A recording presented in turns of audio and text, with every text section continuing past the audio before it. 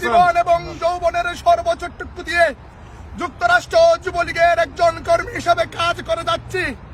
কিন্তু আজকে আপনারা যারা জননেত্রী শেখ হাসিনার নির্দেশে গতকাল রাতে আমি কারাগারে যাওয়ার পর থেকে আপনারা সকলেই না ঘুমে না খেয়ে পরিবার পরিজনকে সময় না দিয়ে কারাগারের বারান্দায় ছিলেন।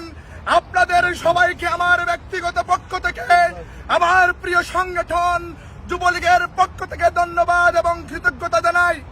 সংগ্রামী উপস্থিতি, ইতিমধ্যে আমাদের আওয়ামী লীগের সভাপতি সাহেব বলেছেন আমরা এয়ারপোর্টে যেই ঘটনা ঘটেছিল এই ঘটনার সাথে আমার অ্যারেস্টের কোনো সম্পৃক্ততা নাই।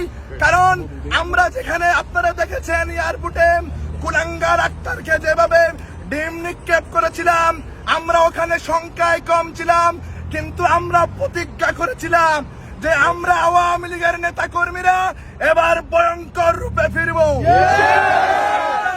তবে আমাদের বাইক অনেক, প্রায় 200 থেকে 250 নেতা কর্মীরা হোটেলের সামনে ছিলেন।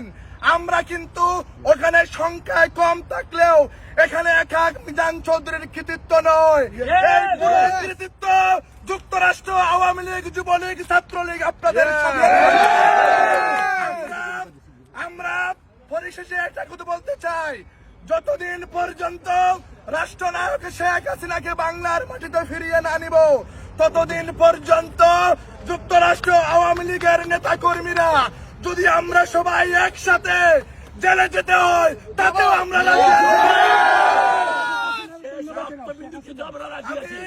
ধন্যবাদ দিতে চাই যুক্তরাষ্ট্র আওয়ামী লীগের সভাপতি, যিনি আমি জেলে যাওয়ার পর থেকে আমার পরিবারের সাথে যোগাযোগ করেছেন, মাননীয় নেত্রীর সাথে যোগাযোগ করেছেন, আপনারা সকলেই নেত্রীর সাথে যোগাযোগ করেছেন, আপনাদেরকেও ধন্যবাদ।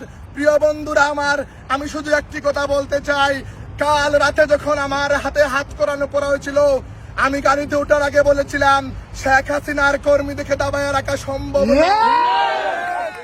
গাড়িতে বসার পরে যখনই আমার বৃদ্ধ মায়ের কথা মনে পড়ে ওজনেই চোখ দিয়ে পানি আসছিল।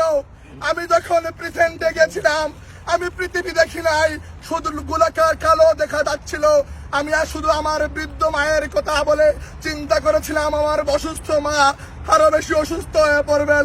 কিন্তু প্রিয় নেতৃবৃন্দ, যখনই প্রেজেন্টে জেল হাজতে বসার পরে আমার বাংলাদেশের 2.5 লক্ষ কারাবন্দী আওয়ামী লীগের নেতা কর্মীর কথা মনে পড়েছে, তখনই আমাকে মনে হয়েছে আমাকে যদি আরো 2-3 মাস জেল কাটতে হয় আমি আমার দলের জন্য কারণ